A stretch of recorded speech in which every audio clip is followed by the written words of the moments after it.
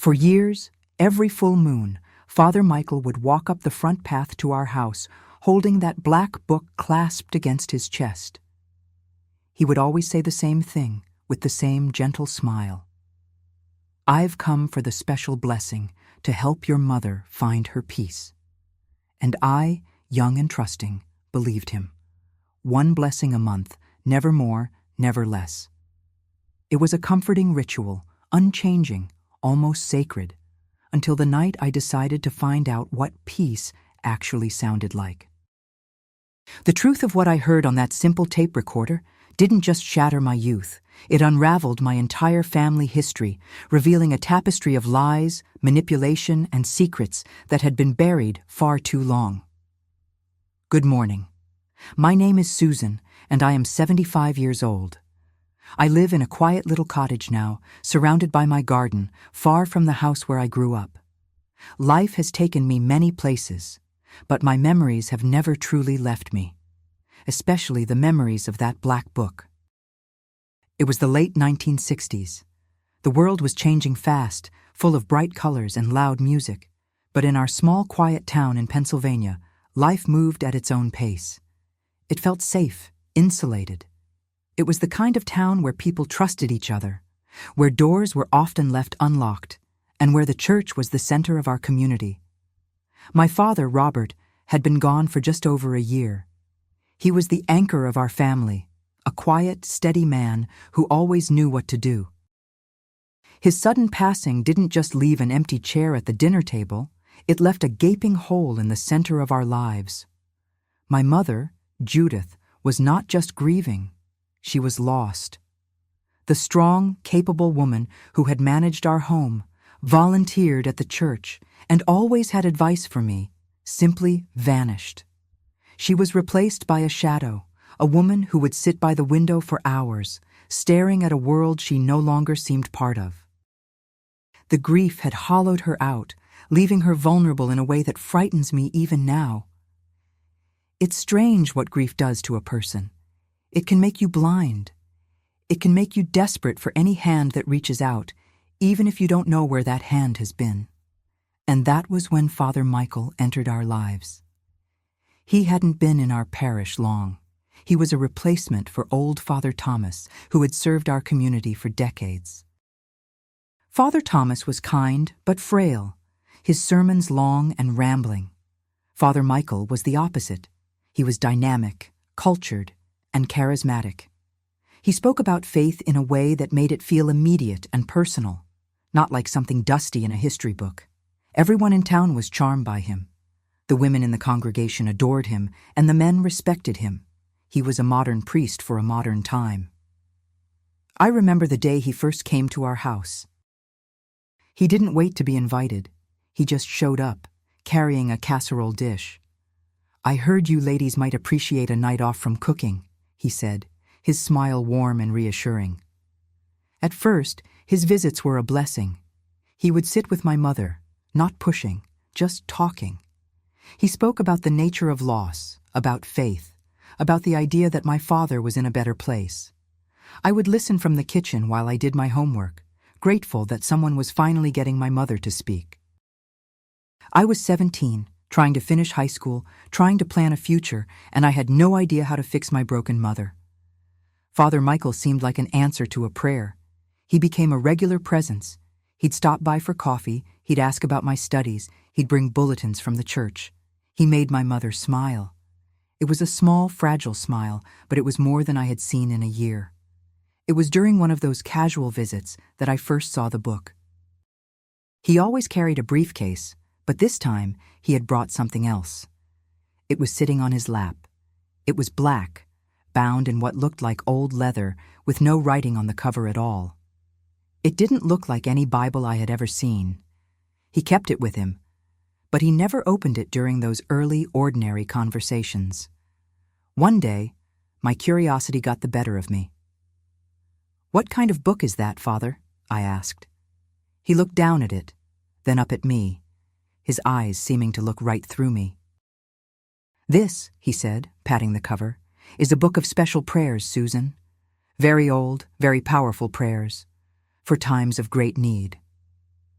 I didn't think much of it at the time. I had my own worries. School, my friends, my dreams of getting a scholarship to study literature, to see the world beyond our small town. My father's death had left a deep mark, but I was young, and I was trying to look forward.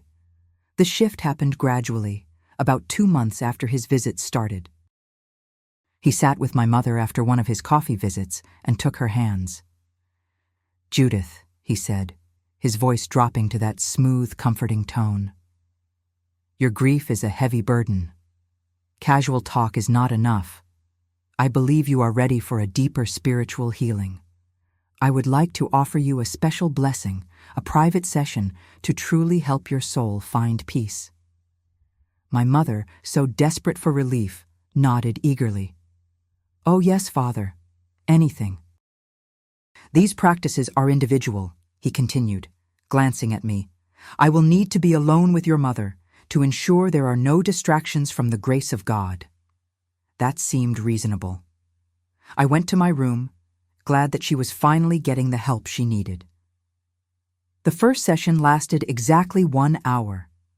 When he left, I came out and found my mother sitting on the sofa, looking dazed. "How was it, Mom?" I asked. "It was wonderful," she whispered, though her eyes were vague. "So peaceful." She seemed tired, but in a relaxed way. That night, she slept through the night for the first time in months. I was relieved. I thought he was a miracle worker. But then I started to notice the pattern. His visits changed. He no longer came by for casual coffee. His visits became appointments, and they only happened on one night of the month. I was looking at the calendar in our kitchen, marking down a test date, when I realized it. He had come on October 15th. His next visit was November 14th. I checked the almanac section in the newspaper. Both were nights of the full moon. I looked back. The first special blessing in September. The same. A full moon. Every single time. "Why does Father Michael only come on the full moon, Mom?" I asked her one morning. She looked at me, confused. "Does he?" I hadn't noticed. "I suppose it's just when he has time for such special work." It was a small, strange detail, but it lodged in my mind. And then I started to notice the other changes. The day after a blessing, my mother wasn't just peaceful. She was empty. She would prepare breakfast with slow, mechanical gestures. She would respond to questions, but her eyes were vacant. She seemed docile, less present. "How are you feeling after the blessing yesterday?" I asked her one morning, while she stirred oatmeal that wasn't on the stove. "Blessing?" she replied, her gaze lost. "Oh yes, the blessing. I feel at peace." But she didn't look peaceful. She looked hollowed out. By the second day, she would start to seem more like herself, her personality slowly seeping back in. She would be more alert, more engaged. By the end of the week, she might even get angry about something, which I secretly celebrated. But as the weeks wore on, leading up to the next full moon, a new anxiety would build in her, a dependency. She would start watching the calendar, waiting for Father Michael, for her peace. The strong, independent woman I knew was disappearing, replaced by this docile, waiting creature. That's when I started to ask more questions. I asked my mother what actually happened during these special blessings. Her answers were always vague, as if she was trying to remember a dream. "He reads from his book," she'd say. "We pray together. He helps me feel closer to your father." "But what does he read? What do you pray?" "Oh, I don't remember the exact words," she would stammer, a look of confusion crossing her face. "It's the feeling, Susan, not the words. It's so peaceful. I just drift." Drift. That word worried me. I decided to ask him. One evening, I caught him on his way out, just as he was putting his coat on. "Father," I said, trying to sound casual, "those blessings you do for my mother, what exactly are they?" He paused, one arm in his sleeve, and looked at me. That gaze was intense, but his smile was patient. They are ancient spiritual practices, Susan, a way to guide the soul through the fog of grief. Your mother is healing wonderfully thanks to these sessions. I was wondering if I could join you both next time, I pressed. I'd like to understand it better. Maybe it could help me too. His response was immediate, and the smile vanished. No. The word was sharp, final. It wasn't the gentle refusal of a kind priest. It was a command. These practices are deeply individual, he said, his voice regaining its smooth, pastoral tone. Your mother needs a private space to open herself completely to the divine grace.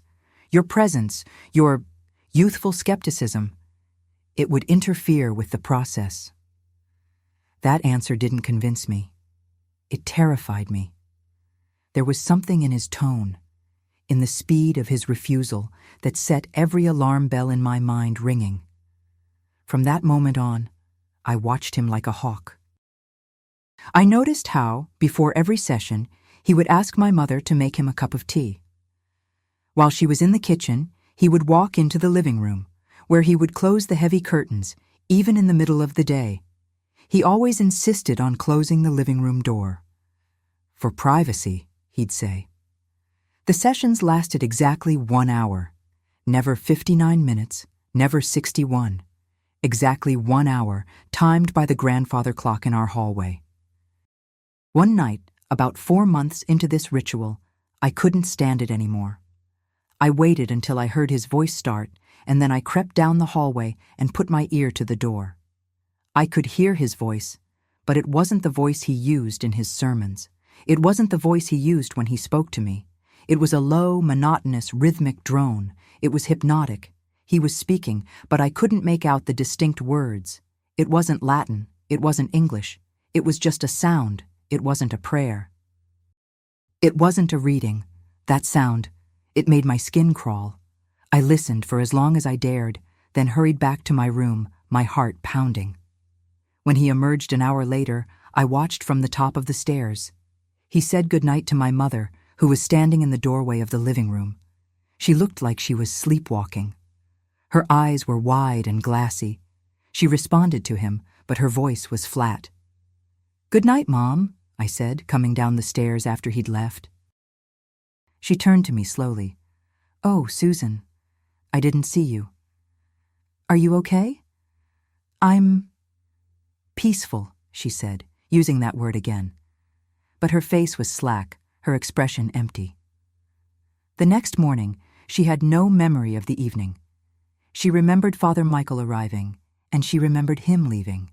The hour in between was a complete, total blank. "I must have just been so relaxed, I drifted off," she said with a little laugh. But I had seen her face. That wasn't sleep. The next full moon, the ritual repeated, and the one after that. Each time, my mother seemed to lose another piece of herself. She became quieter, more forgetful. The woman who used to debate politics with my father now couldn't decide what to buy at the grocery store. The strong woman who had raised me was vanishing, being replaced by a ghost. I knew with a certainty that chilled me to the bone that Father Michael was not healing my mother. He was breaking her. I didn't know what to do. Who do you turn to when the person everyone trusts is the one you suspect? Who do you tell when the monster in your house is the one everyone else calls a man of God? I realized I was completely on my own. I knew what he was doing in that room wasn't prayer. And I knew his black book wasn't a Bible. The next full moon was 4 weeks away. I spent those weeks trying to form a plan. I had to know what he was saying to her. I had to know what was in that book. I had to find a way to get inside that room. But he was too smart. He would never let me in. So if I couldn't get in, I would have to find a way to bring the inside out. I remembered the audiovisual club at school had new equipment, small, portable tape recorders, the kind you could use for interviews. I had 4 weeks to figure out how to get one. 4 weeks to find the courage to do it. 4 weeks to prepare for a truth I wasn't sure I was ready to hear. But I knew one thing. I was going to record that special blessing, and I was going to find out exactly what Father Michael was doing to my mother. My decision to record him was like stepping off a cliff in the dark. I had no idea what was below, only that I could no longer stay where I was. Those 4 weeks leading up to the next full moon were the longest of my life, a silent, one-woman war waged from my high school bedroom. My first impulse was research. I was 17, a student. I believed answers were found in books. I spent hours at the town library, hiding in the dusty back corners of the religion and history sections. This was the late 60s. We didn't have the world at our fingertips. Information was something you had to hunt for. I searched for Catholic blessings for the grieving. I found funeral rites and last rites, but nothing about private monthly sessions. I looked up ancient prayers and meditation rituals. I found books on monks and mystics, but nothing about a leather-bound black book with no name.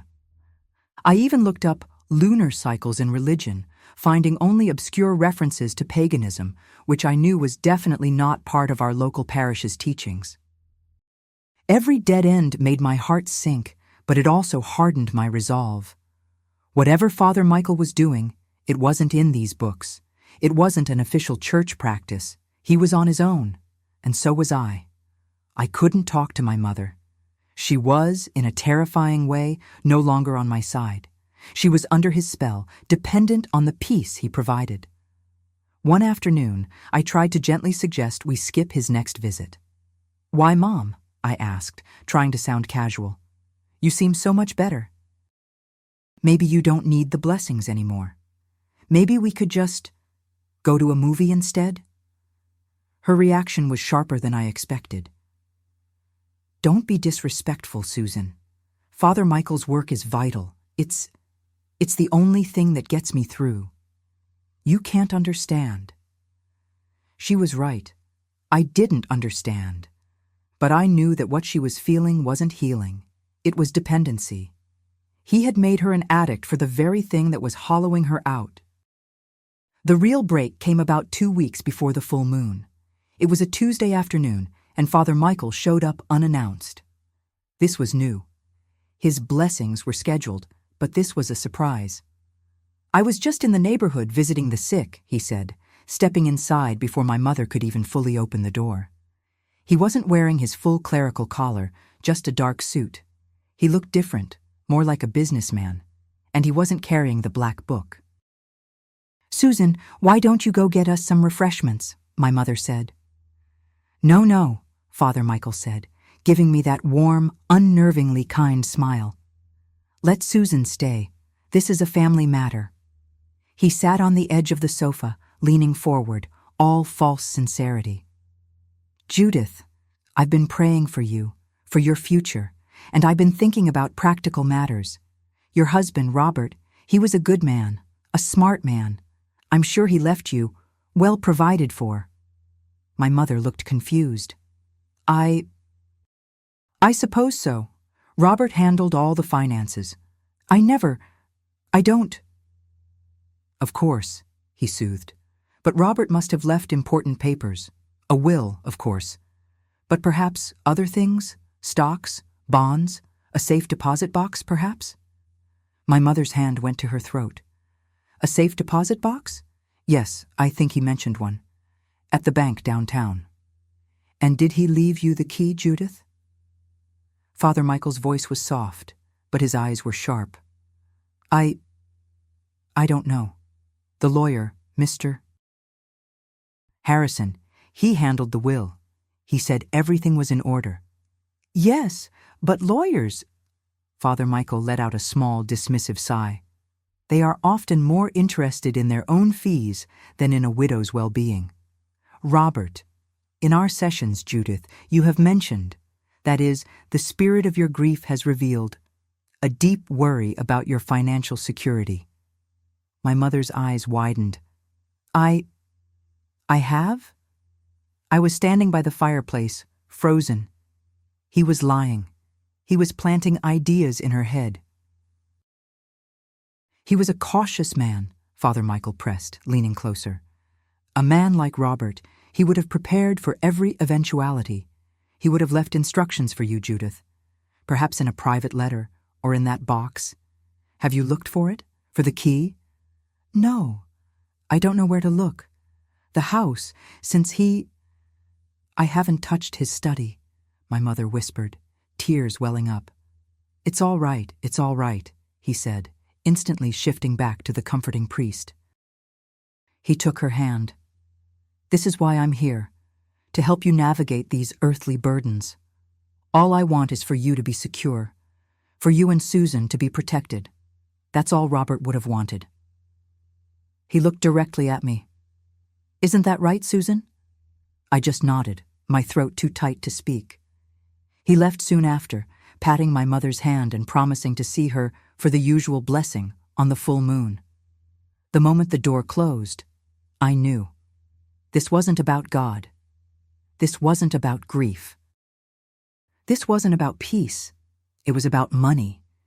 He was using those sessions not to comfort her, but to search her mind. He was digging for keys, for account numbers, for the location of my father's safe deposit box. The blessings were interrogations. My blood ran cold. This man wasn't just a manipulator. He was a predator. The next day at school, I felt like I was in a fog. The chatter of my friends, the lectures from my teachers, it all seemed pointless. Then, in my last period class, something cut through the noise. It was a new elective, Introduction to Psychology. It was very modern for our small town, and our teacher, Mr. Davis, loved to be provocative. He was talking about the human mind, about memory. The mind is not a perfect filing cabinet, he said, pacing in front of the class. It's malleable. It can be influenced. We can be tricked, we can trick ourselves, and we can be persuaded. He stopped and wrote a word on the blackboard, hypnosis. Now, most of you think this is a carnival act, he said. A man with a swinging watch making someone cluck like a chicken. But hypnosis is a very real and very powerful clinical tool. It's a state of heightened focus and deep relaxation where the subject's mind becomes incredibly suggestible. I sat up, my pen frozen over my notebook. In a hypnotic state, Mr. Davis continued, a person's critical faculties are bypassed. They become highly receptive to suggestion. You can plant ideas or you can retrieve information. It's been used to help people quit smoking, to manage pain, and, in darker times, to manipulate. A rhythmic, monotonous drone, a dazed state, docility, post-session amnesia. Mr. Davis? I raised my hand, my voice coming out as a croak. You said plant ideas. Could you also make someone forget? He looked at me, surprised by my sudden engagement. An excellent question, Susan. Yes, it's called post-hypnotic suggestion, or post-hypnotic amnesia. The practitioner can instruct the subject to forget everything that happened during the session. They wake up feeling relaxed, refreshed, with no memory of the last hour. They only remember what they're told to remember. I felt the blood drain from my face. What they're told to remember, I whispered. I feel in peace. Could it, I pressed, could it be used to find things? Like, to make someone remember something they'd forgotten? Or something they were never meant to tell? Mr. Davis finished, his eyes narrowing slightly. Yes, it's a key to the subconscious. But like any key, it can be used to open a door, or it can be used to break into a house. In the wrong hands, it is a profoundly dangerous tool of manipulation. A tool of manipulation. The Black Book wasn't a prayer book. It was a manual. Father Michael wasn't a priest. He was a hypnotist. The rest of the week was a blur. I went to the AV Club advisor with a story about an oral history project. I want to interview my mother, I lied, about her life for a school project. He was thrilled with my initiative and checked out a portable cassette recorder to me. It was a clunky, heavy thing, black plastic with silver buttons that clicked loudly. It had a separate microphone on a long gray cord. I bought a 90-minute tape, 45 minutes per side. It wasn't perfect, but it was more than an hour. I spent nights in my room, practicing, hiding it under my mattress, in my closet, listening to the sound of my own breathing, testing the microphone's range. The day of the full moon arrived. It was a cold, clear night. The moon hung in the sky, fat and white, looking in my window. It felt like an accomplice. I was sick with nerves. I could barely eat dinner. My mother, by contrast, was in her pre-blessing phase, anxious, quiet, watching the clock. "Father Michael will be here soon," she said, more to herself than to me. "It will be good to have peace." "Mom," I tried one last time, "are you sure? We could just talk, me and you." She looked at me, her eyes vague. "That's sweet, dear, but this is necessary." He was due at 8 o'clock. At 7:45, I put my plan into action. My mother was in the kitchen, preparing his customary cup of tea. I took the recorder into the living room. Where to hide it? Not under the sofa. He might look.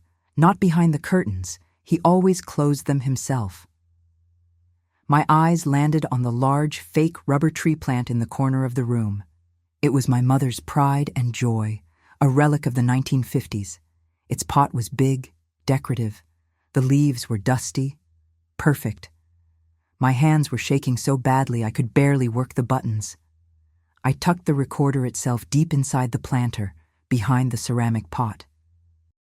I ran the microphone cord up the back of the trunk and clipped the small mic to the underside of a large plastic leaf, aiming it toward the sofa where they always sat. I pressed the record and play buttons simultaneously. A soft click, and the tiny wheels inside began to turn. It was recording. I smoothed the leaves, my heart hammering against my ribs. I ran back to my room just as the grandfather clock began to strike 8. A moment later, the doorbell rang. I heard the muffled greetings. "Good evening, Father." "Judith, lovely to see you." I heard them move into the living room. Then I heard the sound I expected, the heavy thud of the living room door being closed. Silence. I sat on my bed, my textbook open on my lap, but the words were just black squiggles. I was in my own prison, just down the hall from my mother's. The house was so quiet, I could hear the furnace kick on in the basement. I strained my ears. After about 10 minutes, it started. The drone, that same low, rhythmic, monotonous voice. It was too low to make out the words, but the sound of it vibrated through the house. It was the sound of a snake charming a bird. It was the sound of my mother's will being slowly, methodically dismantled. I looked at my watch. 8:15. I waited. 8:30. The drone continued, rising and falling in a steady, unnatural cadence. I wanted to scream. I wanted to run down the hall, throw open the door, and break the spell. But I knew I couldn't. Not yet. I needed proof.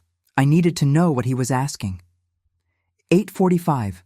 My leg was shaking. I had to bite my knuckle to keep from making a sound. 8:55. The voice inside the room stopped. Silence again, but this silence was heavier, thicker. 9 Mai. The grandfather clock chimed the hour. I heard the scraping of a chair, the click of the living room door opening. I heard Father Michael's blessing voice. "There we go, Judith. Doesn't that feel better? Such peace." I heard my mother's voice, but it was wrong. It was flat, lifeless. "Yes, Father. Peace. I'll see you next month then. You rest well." "Yes, Father." I heard the front door open and close. I heard the lock click. I stayed in my room, my heart pounding, counting to 100. I had to be sure he was gone.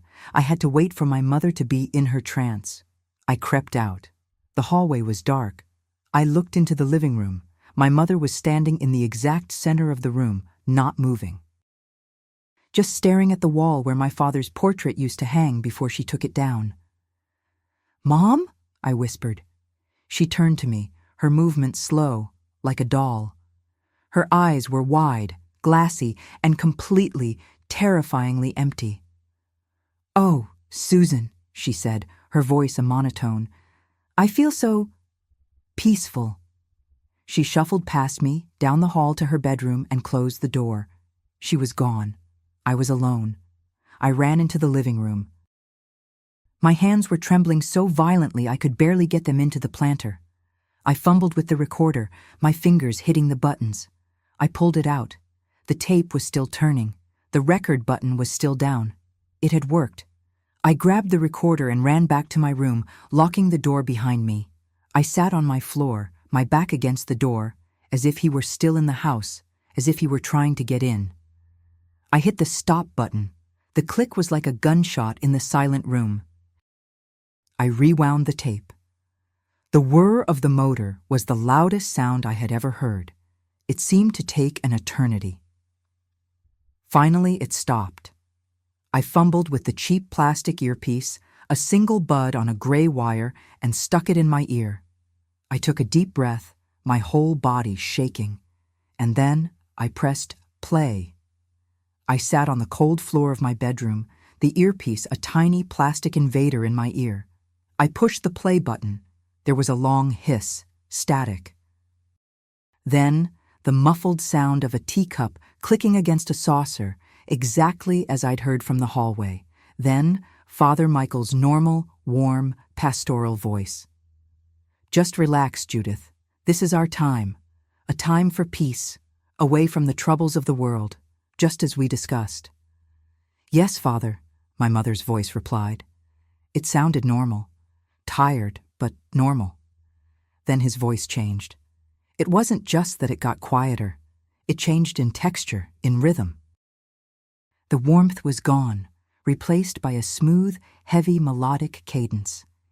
It was the sound I had heard through the door, but now it was directly in my ear, and it was infinitely more terrifying. "We will begin," he droned. "Close your eyes, Judith. Just listen to the sound of my voice, only my voice. Let it be your anchor. Breathe in and breathe out. The room is fading, all the worries of the world. Fading. You are becoming heavy. Your arms are heavy. Your legs, so very heavy. You are drifting in a warm, safe, quiet place. A place of perfect peace. You can hear me, Judith, but you are so relaxed, so peaceful. Nothing can bother you. Nothing can harm you. You are safe with me."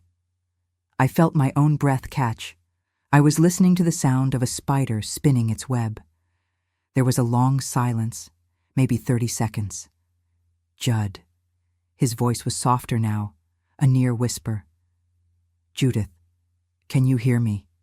"Yes, Father," my mother's voice replied, and my blood ran cold. It wasn't her voice.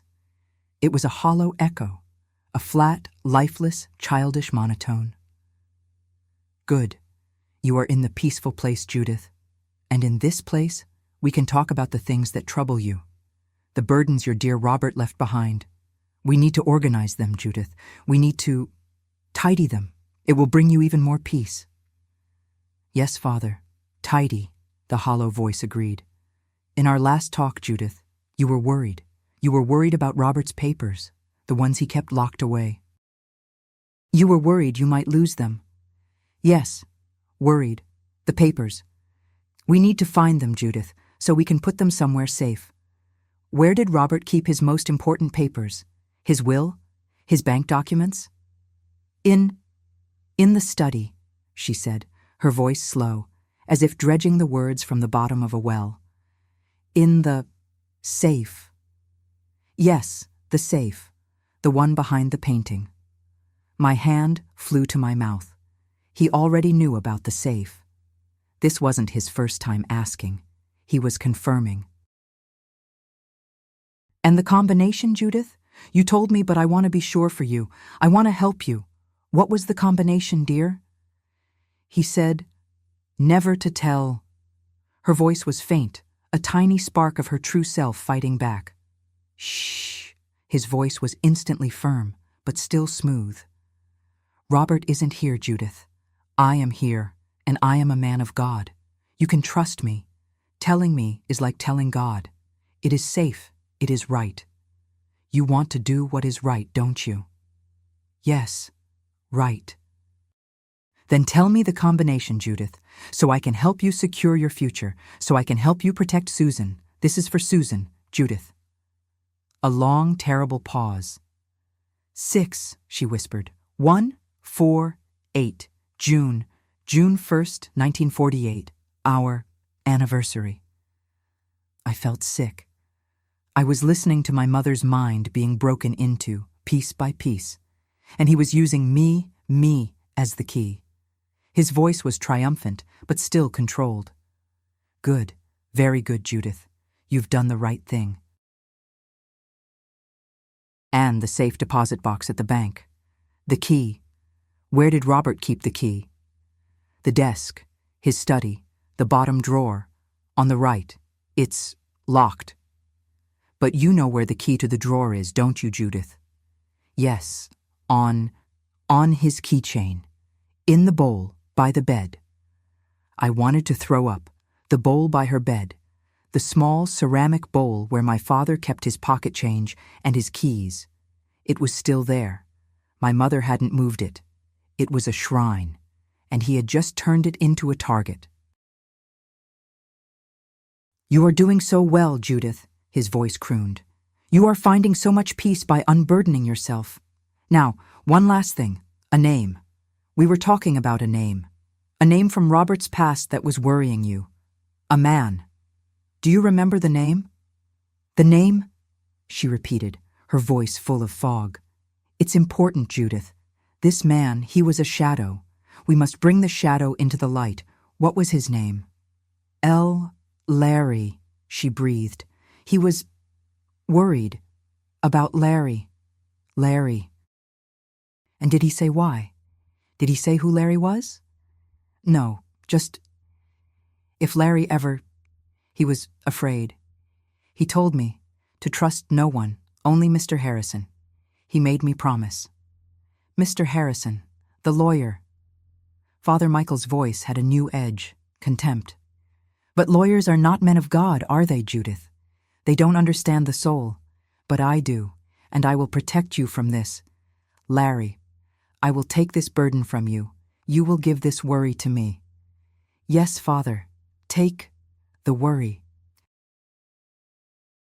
"And now, Judith," his voice swelled, becoming warm and melodic again. "All of this is gone. All of these worldly worries, the safe, the key, the name, they are floating away. You will not remember this conversation. You will not remember these details. They are not for you to worry about. You are giving them to me, and I am giving them to God. When you wake, you will have no memory of this. You will only feel peace, deep, profound peace. You will feel rested, and you will feel safe. You will remember only that we prayed and that God has blessed you." The tape hissed for another minute. I heard a chair scrape. Then his normal voice, loud and cheerful. "There we go, Judith. Doesn't that feel better?" And then my mother's thin, dazed voice. "Yes, Father, peace." I hit stop. The earpiece fell from my ear, clattering onto the wooden floor. I scrambled to the bathroom across the hall, barely making it before I was violently ill. I retched until there was nothing left, my body shaking in cold spasms. He wasn't a priest. He was a thief. He wasn't a healer. He was a monster. He had used my father's memory, my mother's grief, and my own name to systematically strip her of every secret, every defense she had. And the worst part, the part that made my blood boil and freeze at the same time, was the command. You will forget. You will feel peace. It was the most profound violation I could imagine. He wasn't just stealing from her. He was stealing herself. I spent the rest of the night on my bedroom floor, the cassette recorder in my lap. It was a bomb. It was a key. It was the only weapon I had. I listened to the tape 2 more times, memorizing every word, every pause, every lie. The anger burned away the fear. By the time the sun came up, I wasn't a grieving daughter. I was a guardian. I waited. I heard my mother get up, her footsteps slow and shuffling. I heard her in the kitchen, running the water. I waited until I heard her sit down at the table with her coffee. She was in her trance, her post-hypnotic fog. This was the moment. I walked into the kitchen, the recorder in my hand. "Good morning, Mom." She turned to me slowly, that awful, placid smile on her face. Her eyes were still glassy. "Good morning, Susan. I slept so well. Father Michael's blessing. It's a miracle. I feel so peaceful." The word peaceful was like a slap. I set the recorder on the table. "Mom," I said, my voice shaking but firm, "we need to talk about what really happened last night." Her smile flickered. "What do you mean, dear?" "We prayed. It was lovely." "No, Mom, you didn't pray. You were hypnotized. He asked you questions." The fogginess in her eyes began to clear, replaced by something I hadn't seen in months, defensive anger. "Susan, I told you not to be disrespectful. Father Michael is a man of God. He is helping me." "He's not helping you, Mom. He's using you. He asked you about Dad's safe. He asked you for the combination. He asked you about a safe deposit box. He asked you about a man named Larry." The color drained from her face. I saw a flash of real, raw terror in her eyes, but it was gone in an instant, replaced by a wall of denial. "Stop it," she cried, standing up so fast her chair screeched on the floor. "What are you saying? Those are lies, vicious, terrible lies." "It's the truth, Mom." "I have proof." I put my hand on the recorder. "It's all in here. I recorded it." Her face, which had been pale, flushed a deep, dark red. But it wasn't the blush of embarrassment. It was rage. "You did..." "What?" she whispered, and her voice was more dangerous than I had ever heard it. "You recorded a priest? You recorded a sacred, private blessing?" "It wasn't sacred, Mom. Listen to it. Just listen." "No!" she shrieked, and she lunged forward, not for the recorder, but for me. She grabbed my shoulders, her nails digging in. "You will not. You are the one who is sick. You are just like him, trying to confuse me." "Like who, Mom? Like Father Michael or like Larry?" That was a mistake. She slapped me. It wasn't a hard slap, but it was so shocking, so out of character, that it felt like an explosion. We both froze, her hand in the air, my cheek stinging, the recorder sitting on the table between us like a judge. Tears streamed down her face. He warned me," she sobbed, backing away from me, her hands twisting in her robe. He said the grief can make things confusing. He said there would be challenges. You are my challenge." "Mom, no, he's the one confusing you. He told you to forget." "Get out!" she screamed, pointing at the recorder. "Get that obscene thing out of my kitchen and get out! I don't want to talk to you. You're trying to take my peace away. It's the only thing I have left." She ran from the room, sobbing, and slammed her bedroom door. The lock clicked. I stood in the kitchen, the sound of her sobs echoing through the house, my cheek burning. I had failed. The proof didn't matter. Her mind was his fortress, and I was on the outside. He had done his work too well. He hadn't just hypnotized her, he had programmed her. He had turned her against the one person who could save her. I was completely, devastatingly alone. I picked up the recorder. The tape was my only ally. I couldn't trust my mother. I couldn't trust the church. The only person my mother had mentioned, the only person my father had trusted, was Mr. Harrison, the lawyer, But I couldn't go to him with just a tape. He was a man of law. He would want evidence, the key, the safe, the combination. I waited. An hour passed.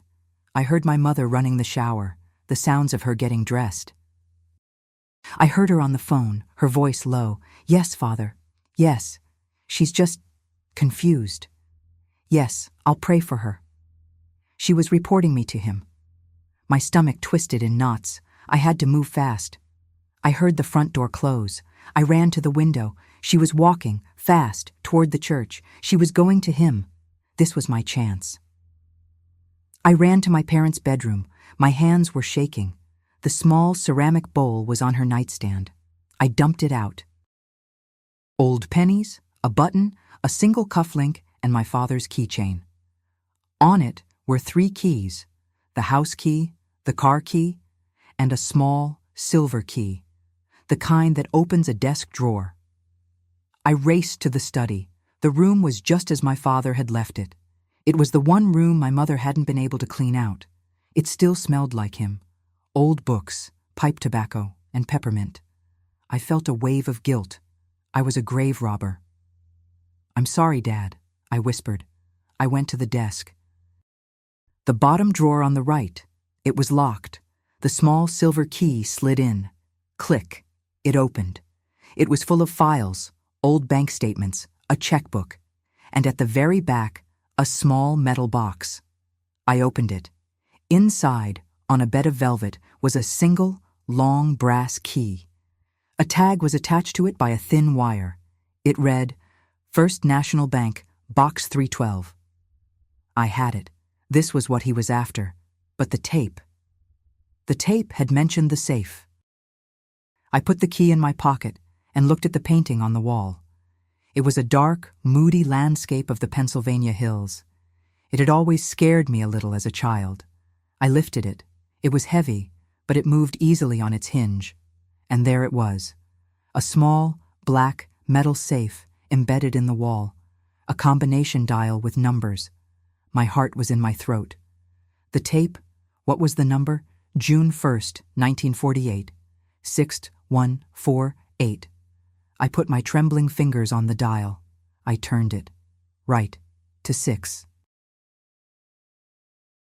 Left, past 6 to 1. Right to 4. Left to 8. I pulled the handle. A heavy thunk and the door swung open. It was full. Stacks of papers, bonds, a few pieces of jewelry I recognized from my grandmother, and on the very top, a thick manila envelope. It was sealed with red wax, with my father's insignia ring pressed into it. And on the front, in my father's sharp, clear handwriting, were the words that stopped my heart. To my wife, Judith, and my daughter, Susan. To be opened only in the event of my death, if my integrity is questioned, or if Larry returns. To be opened, if Larry returns. My father's strong, familiar handwriting seemed to vibrate on the envelope. My breath locked in my chest. If Larry returns. Not who is Larry, but if he returns. It was a name my father lived with, a threat he had anticipated even beyond the grave. This envelope wasn't a document. It was a ghost, waiting. I looked at the red wax seal. Breaking it felt like a violation, like the final admission that my father was truly gone and that his protection had failed. But I was holding the tape recorder in my other hand, a recording of a monster who had just stolen my mother's mind. My father's protection hadn't failed. It had just been passed to me. I tore the envelope open. Inside were several documents. A folded, official-looking paper. A few older, thinner letters. And on top, a letter written on my father's personal stationery, dated just 4 months before he died. "My dearest Susan and Judith," it began. "If you are reading this, then my greatest fear has been realized. I am gone, and the shadow I have tried to outrun my entire life has finally found you. I pray you are reading this together, and that I was wrong to ever keep this secret, but I did it only to protect you, to give you a life free from a poison that began long ago. You must listen to me now, and you must believe me. You are in terrible danger. The name you heard on the tape, the one I assume you now know, is Larry. His full name is Lawrence. He is my cousin. But he was always more than that. He was my brother. We grew up in the same house. We were inseparable. We shared everything, until we both fell in love with the same woman. Your mother, Judith. I stopped. I had to read that line again. My vision blurred. I sat down hard on the floor of the study, my father's scent all around me. My mother and Larry. I read on, my hands shaking so badly the paper rattled. Before there was Robert and Judith, there was Larry and Judith. He was my older cousin, and he was everything I was not. He was charismatic, brilliant, daring, and exciting. I was quiet, I was steady, and I watched him win your mother's heart. I never blamed her for loving him. Everyone loved Larry, but he had a darkness. A hunger for money and for control. He believed the world owed him, and he took what he wanted. He began working for our family's small manufacturing business, and I discovered he was stealing. He had a different set of books. He was embezzling, planning to take everything and run. I confronted him. I begged him to stop, to repay it. He laughed at me. He told me I was weak, just as I had been weak in letting him take Judith. It was the day your mother, Judith, came to me, her heart broken. She had seen his darkness too, his rages, his obsession with money. She broke their engagement. She told me he had frightened her. That night, I did the hardest thing I ever did. I went to my father, your grandfather, and I told him the truth about the books. Larry was disowned. He was facing arrest. The night before the police came, he found me. He told me I had done it all. That I had poisoned Judith against him. That I had framed him to steal his inheritance. He said I had stolen his life. He swore a vow that night. He said he would disappear. He would bide his time. He would let me build a life, a family, a fortune. And then, when I was happiest, when I was weakest, he would return. He would return, and he would take everything I had, just as I had taken everything from him. He would take the money, he would take the family, and he would take your mother's mind. I'll make her love me again, Robert, he told me, even if I have to peel back her mind to do it. I thought he was just angry. I thought he would vanish. But I was wrong. He fled the country, and for 20 years he has been a ghost. But I have always felt him, watching. My heart was pounding, a painful, frantic drum against my ribs. He would take your mother's mind, even if I have to peel it back to do it. I was never afraid for myself, the letter continued, but for you both. This man, Larry, is not just a thief. He is a master of persuasion. He has a way of talking, a voice that can make you believe anything. He studied psychology, even obsession, in his youth. He was always fascinated by the power of suggestion. If he has returned, he will not come as Larry. He will be in disguise. He will be someone you trust, a friend, a new neighbor, a man of God. He will charm you, and he will look for my vulnerabilities. He will look for my money. He will look for this safe. He knows I am a man of details. But the combination, Judith, my love, I'm sorry. I knew you'd use our anniversary, the one thing that was ours, not his. He will get it from you. But what he wants, what he really wants, is not in this safe. This is bait. The money, the stocks, it's all insured. The real legacy, the proof of his crimes, the deeds to the properties I bought under other names to protect you, all of it is in Box 312 at First National. The key you found, Susan, the one from my desk, that is the real prize. Do not trust this man. Do not talk to him. Do not think you can reason with him. He is not the man we knew. He is pure, patient, calculating revenge. The only man you can trust, as I told your mother, is Mr. Harrison. He knows everything. He has the other document, the legal proof of Larry's original crime. He knows the plan. Go to him. Give him the key from my desk and this letter. Trust him. And Judith, my love. If you are reading this, I pray the man I knew as Larry has not tainted you. Remember the man you chose. Remember the life we built. It was real. It was our life, not his. Susan, my daughter, my strength. You have my eyes, but you have my will. I know I am asking the impossible, but you must be the guardian now. Protect your mother, even from herself. I love you both, more than life. Robert. I folded the letter, my hands numb. I was wrong. My father wasn't dead. He was right here, in this room, in this letter, and he was telling me exactly what to do. Father Michael was Larry, the charismatic priest who charmed the town, the man who loved Judith, the voice that could make you believe anything, the man who studied psychology, the man who had returned as a man of God. It all fit, a perfect, horrifying puzzle. He wasn't just a stranger. He was family, and he had come to collect on a 20-year-old debt of vengeance. He had hypnotized my mother and asked for the combination. The tape was my proof. And now he had it, 60148. He had it all. Or did he? I looked at the tape recorder. I looked at the letter. I looked at the key to the bank box in my pocket. He had the combination to the bait. He didn't have the key to the prize. He thought he was winning. He thought he was in control, that he was manipulating a grieving widow and a foolish girl. He didn't know that my father had seen him coming from 20 years away. I was galvanized. The fear was still there, a cold knot in my stomach, but the anger was a blazing fire. I wasn't just a girl. I was my father's daughter. I was the guardian. I had to get to Mr. Harrison. I put the letter back in the envelope. I grabbed the bank box key from my pocket. I grabbed the tape recorder. I was stuffing them into my school bag when I heard it, the sound of the front door. My blood turned to ice. My mother, she was back. She was back from him.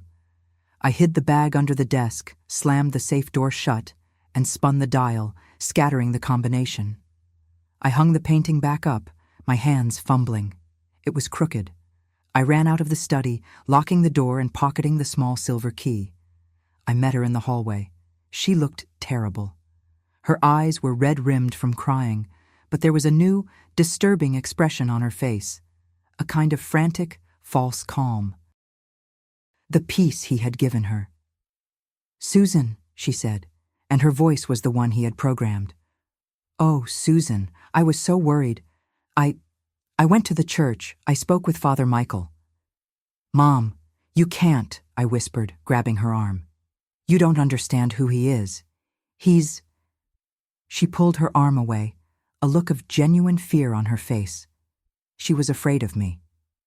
"No, Susan, you don't understand," she said, her voice shaking.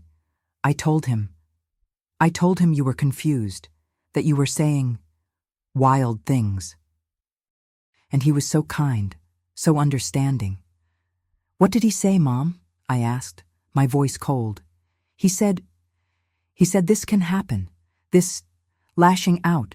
He called it grief-induced paranoia. He said you are lost, and you are trying to find someone to blame. He said you might invent stories, or even see things that aren't there. He was discrediting me. He was painting me as a hysterical, grieving teenager. He was isolating me, turning my only ally against me, just as my father had warned. He said I need to be patient with you, my mother continued, her eyes filling with tears again, but that I need to be careful. He said you might be a danger to yourself. Oh, Susan. She was coming toward me, her arms out, but it wasn't a hug. It was an attempt to handle someone fragile, someone sick. "Mom," I said, backing away, "I need you to listen to me. I'm not sick. He is the one lying." "He is not Father Michael. His name is Larry." Her face went blank. "Larry? Who's Larry? Susan, you're not making any sense. You're scaring me. He's Dad's cousin, Mom. He was engaged to you. He's the one Dad warned us about. I pulled the envelope from my back pocket where I'd stuffed it. Look, Dad wrote it all down. He warned us. Look at his handwriting. I shoved the letter at her. She flinched as if I were holding a snake. No, she screamed, backing away and covering her ears. I won't. That's not Robert's. That's something you made, Father Michael said. He said you might have false evidence.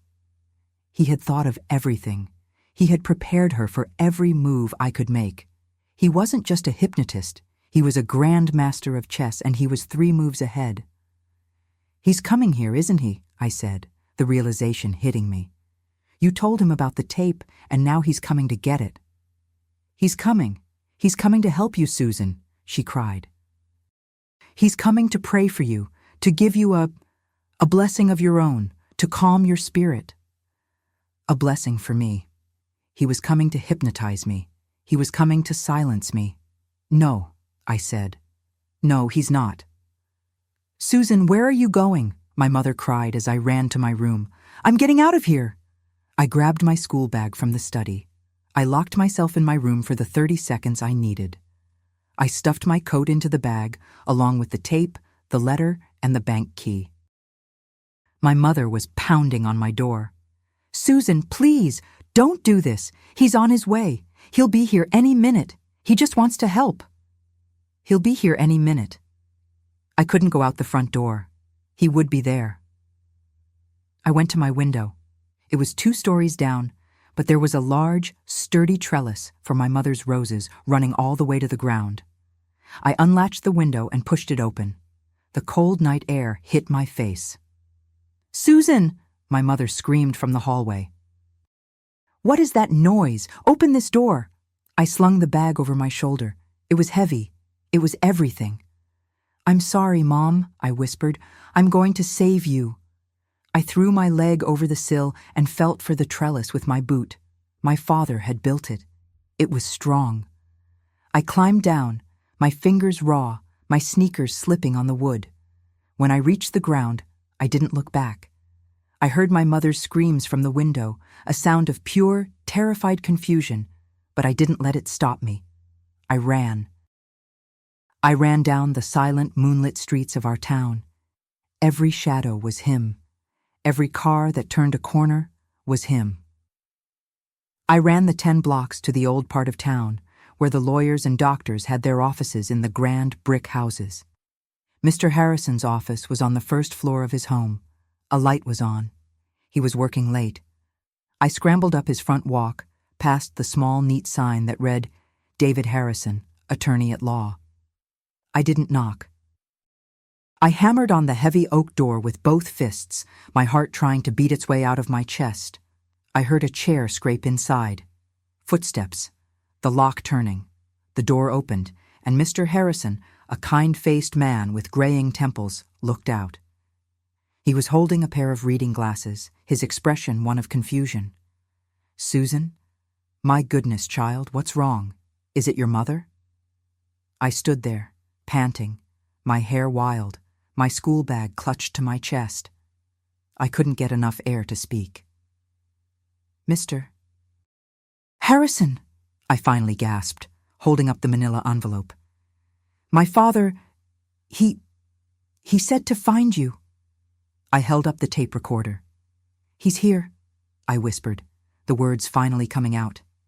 He's here. Larry, he's here. Mr. Harrison's kind expression vanished.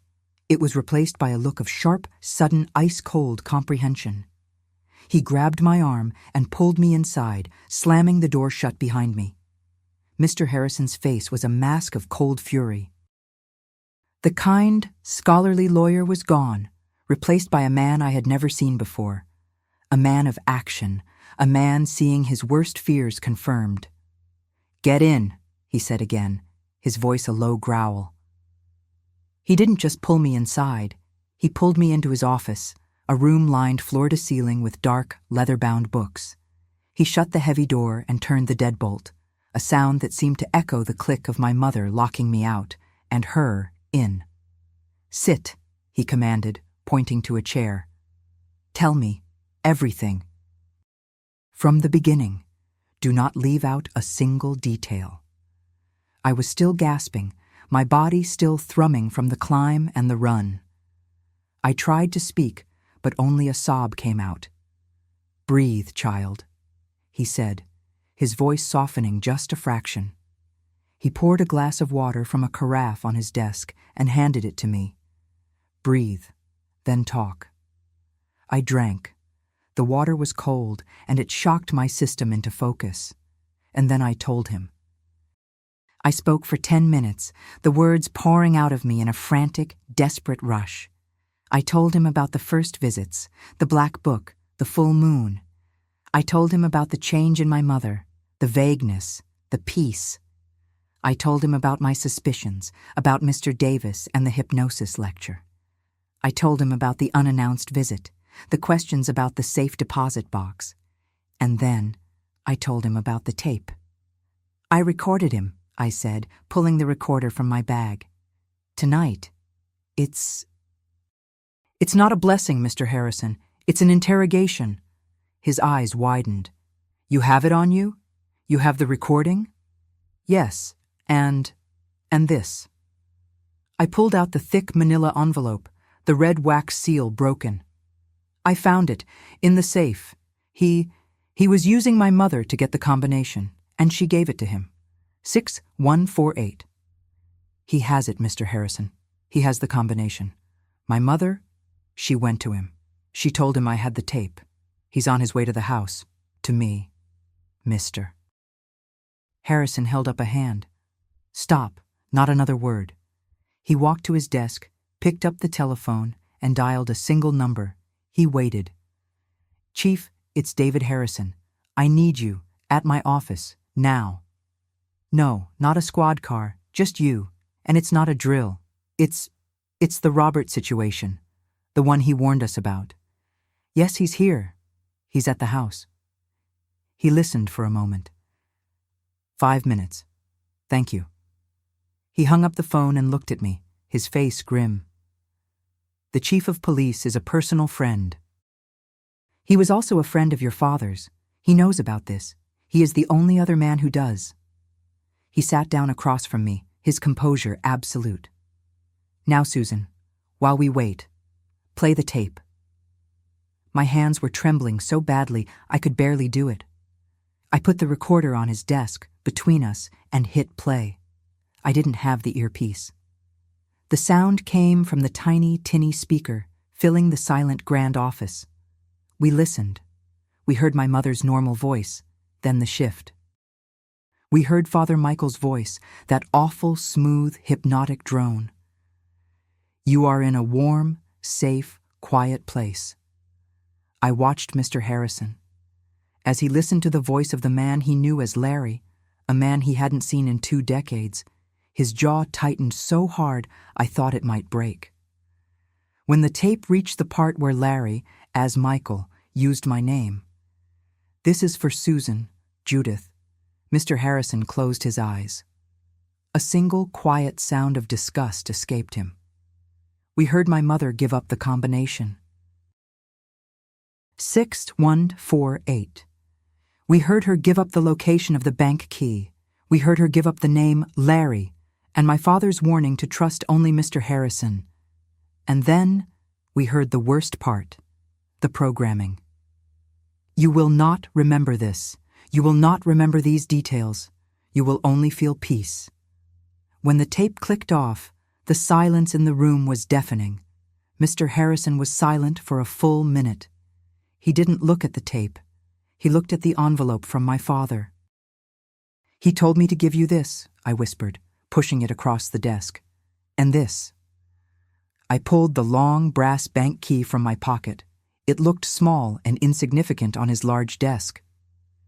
Mr. Harrison opened the envelope and pulled out my father's letter. He read it quickly, his eyes scanning the page, but I could tell he already knew the contents. He nodded as if to himself.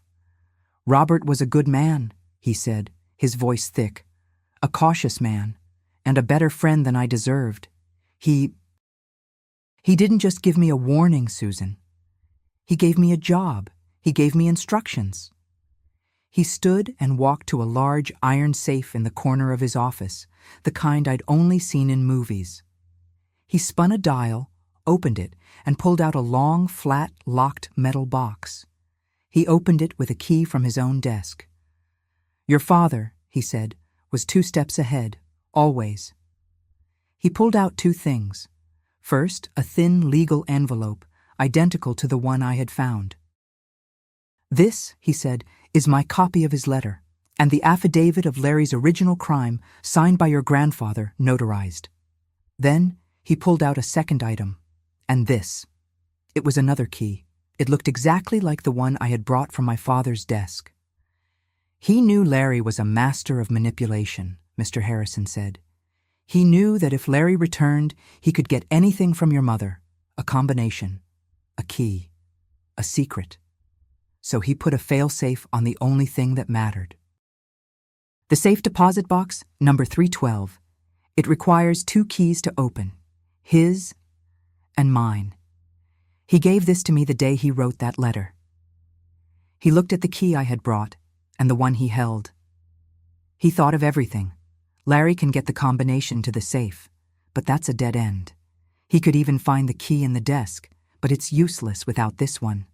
He has nothing. He's failed. "He doesn't have nothing," I said, the sound of my mother's screams still in my ears. "He has my mother." "He's at the house. He was coming to hypnotize me." Right on cue, a heavy knock echoed at the door. Mr. Harrison unlocked the door. A large man in a simple overcoat stood there.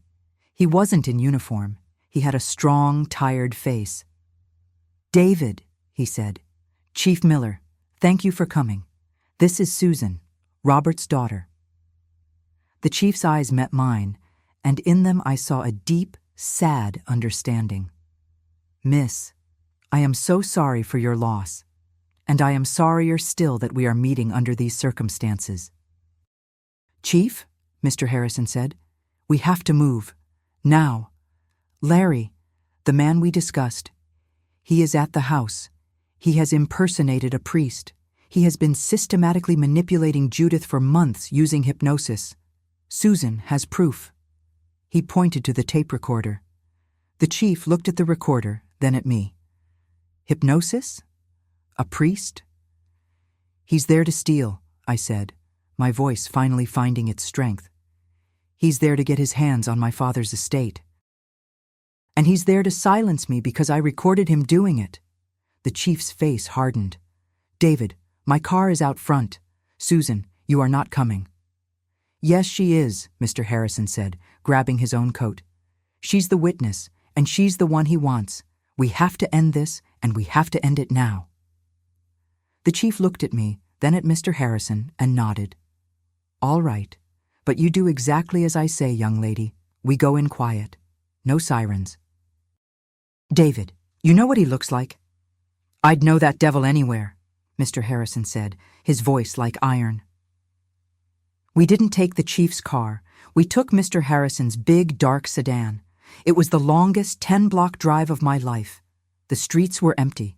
The town was asleep. The only light was the cold, white full moon, which now looked like a mocking eye. "He's been there for at least 20 minutes, I whispered from the back seat. What if he's hurt her?" "He won't, Mr. Harrison said from the front. "He doesn't want her hurt. He wants her mind. He wants her to love him again, just as he said he would." We turned onto my street, and there it was, a simple, dark sedan parked just past our driveway, a rental. "That's him," the chief said. "All right, here's the plan. We walk in, all 3 of us. David, you have the proof. Susan, you are the witness. I am the law. We are not here to negotiate. We are here to conclude. Let him talk. Let him dig his own grave." We got out of the car. The sound of our shoes on the pavement seemed impossibly loud. We walked up the path to my own front door. It was ajar. My heart stopped. Chief Miller put a hand on his side, under his coat. He pushed the door open. The hallway was dark, but the living room was lit, and I could hear a sound, a voice. That voice, the drone. "And you will tell me," the voice was saying. "You will tell me where Susan has gone. You will tell me where she keeps her things, the tape recorder. Where is it, Judith? It is very important. You must help me find it." Chief Miller, Mr. Harrison, and I stood in the shadow of the hallway, looking into the living room. My mother was sitting on the sofa, just as I had seen her earlier. Dazed, glassy-eyed, her hands folded in her lap.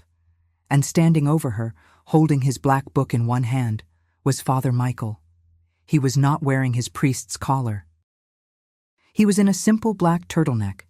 His face, no longer arranged in a mask of pastoral kindness, was tight, angry, and frustrated. She ran," my mother's hollow voice said. She was confused." "I know she was, Judith, I know." Larry's voice was a mockery of comfort. "But I need you to find that tape. I need you to help me. Help her. Where would she hide it?" "It's over, Larry." Mr. Harrison's voice boomed in the silent house. Larry froze. His head snapped toward the hallway. The black book fell from his hand, landing on the floor with a soft thud. He saw all three of us at once. He saw Chief Miller, and his eyes widened in surprise. He saw Mr. Harrison, and his face twisted in a snarl of pure, undiluted hatred. And then he saw me, standing behind them, clutching my school bag. His face changed. The anger, the hatred, it all vanished. And he smiled. It was not the kind smile of Father Michael. It was the terrifying, charismatic, confident smile of Larry. "Well, well," he said, his voice changing completely. It was no longer the drone. It was no longer the priest. It was the voice of a man in total command. "David Harrison, after all these years, you've aged, and little Susan, all grown up, and you brought the police. How conventional." "Larry," Chief Miller said, stepping into the room, "it's been a long time." "Chief," Larry said with a nod, "I see my reputation precedes me." He looked at my mother, who was still sitting in her trance, a perfect, placid statue. "As you can see, I was just counseling. Mrs. Judith has been through a terrible ordeal." "Turn it off," I said. My voice was small, but it cut through the room. Larry looked at me. "I'm sorry, Susan? Turn what off?" "Turn her off," I said, stepping past the men. "Whatever you're doing, stop it, now. You said you would make her love you. You said you would peel back her mind. I know everything." Larry's smile faltered, just for a second. "She has Robert's letter, Larry," Mr. Harrison said, walking to stand beside me. "The one from the safe." "The safe?" Larry laughed, a genuine bitter laugh. "The safe, yes. 6-1-4-8. I opened it, just before you so rudely interrupted. And what did I find? Old bonds and cheap jewelry. He played me. He knew I'd come." "He knew," I said, "and he knew you'd look for this." I reached into my bag and pulled out the long brass key. I will never, as long as I live, forget the look on Larry's face. His mask didn't just crack, it shattered. The charm, the confidence, the arrogance, it all evaporated, leaving behind a raw, primal look of defeat. He knew what that key was. He had been so close. He lunged. It wasn't at the key. It wasn't at me. He lunged at my mother. He grabbed her, pulling her up from the sofa, his arm around her throat. "No!" I screamed. Chief Miller had his gun out in a split second. "Let her go, Larry! It's over!" "It's not over!" Larry screamed, his voice a desperate, cracking wail. He was holding my mother, but she was limp, still in her trance, a doll in a monster's arms. "She's all I wanted. It was always her. He stole her. He stole my life. You think I care about the money?" "Yes," Mr. Harrison said, his voice cold. "We do, and we have the proof. The original affidavit, the tape." "The tape?" Larry spat. "The tape. You're clever, Susan, just like your father." "Let her go," I said, taking a step forward. "She's not yours, Larry. She never was. You didn't love her. You just wanted to own her, to win, and you lost. My father beat you. He beat you from the grave." He looked at me, his arm tight around my mother's throat. I could see the wheels turning. He was trapped. And then, my mother... She blinked, and then she looked down at the arm around her neck. And then she looked up, her dazed eyes finding Larry's face, inches from hers. "Larry," she whispered. Her voice, her real voice, shattered the spell. He looked down at her, his grip slackening in pure shock. He had lost his hostage. She was back. "Judith," he breathed. And in that second, Chief Miller and Mr. Harrison moved. They were on him, pulling him away, twisting his arms behind his back. It was over in an instant. Larry didn't fight. He just collapsed. The decades of hate, of planning, of revenge, it all drained out of him. He was just a man, in a turtleneck, in my living room, as the handcuffs clicked shut. My mother swayed on her feet, and I caught her. She was a dead weight in my arms. Her peace was gone. The dam had broken. The full, undiluted horror of a year's worth of grief and a night's worth of terror all came flooding in. She looked at the man in handcuffs, the man she had called father, and she let out a single animal-like wail of pure, uncomprehending despair. And then she fainted. The aftermath was not a clean, neat ending. It was a long, messy, painful unraveling. Larry was taken away. His trial was a quiet, local scandal. With my father's letter, my tape, Mr. Harrison's testimony, and the chief of police as the arresting officer, he didn't stand a chance. He was convicted of fraud, impersonating a clergyman, and several other charges related to the psychological manipulation. He was sentenced to a long time in prison, and I heard, years later, that he died there, bitter and alone, having never spoken another word about my family. But he had left a bomb in our house. My mother, she didn't just wake up. The hypnosis, the betrayal, the violation. It broke her. For a long time, she was not my mother. She was a shell, haunted by two ghosts, my father and the man she thought she loved. She spent time in a hospital, a rest home as they called it then. Mr. Harrison and I, we were the ones who went to the bank. We used our 2 keys, opened box 312. Inside, just as my father had promised, was everything. The real assets, the deeds, the proof. And one last letter. This one was just for my mother. I took it to her at the hospital. I sat by her bed. She was thin, pale, her eyes empty. I gave her the letter. She opened it, and I watched her read my father's last true words. I never knew what it said. But I know that when she finished, she cried. It was the first time she had cried, really cried, since he died. Not the confused sobs of a victim, but the deep, cleansing tears of a widow. It was the beginning. It took years. I did not go away to study literature. I couldn't leave her. I enrolled at the local community college and then the state university, and I studied law. I took over the management of my father's assets, with Mr. Harrison as my guide. My mother and I, we rebuilt our lives, brick by brick. We sold the house. The memories were too loud. We moved into a smaller place, just the 2 of us. We learned to talk. We talked about my father. We even talked about Larry, about the charismatic, brilliant boy he had been, and the monster he became. My mother found her strength again. Not the strength she had with my father, but her own. She became a force, a volunteer, a woman who had seen the absolute worst of human nature and had chosen, defiantly, to be good. She lived to see me pass the bar.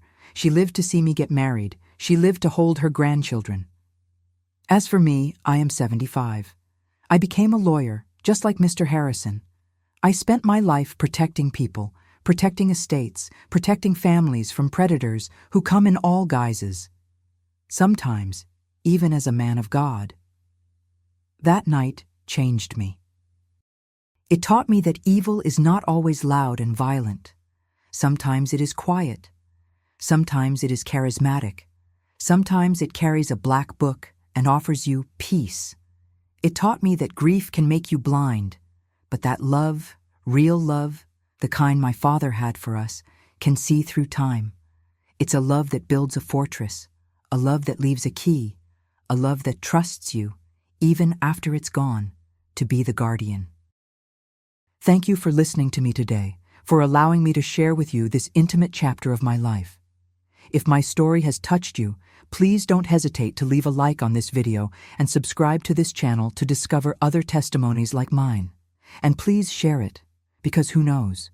Maybe someone going through a similar trial right now will find the courage to keep searching, to hope, to believe in the impossible. Tell me in the comments, where are you listening from today? Thank you from the bottom of my heart for listening to me.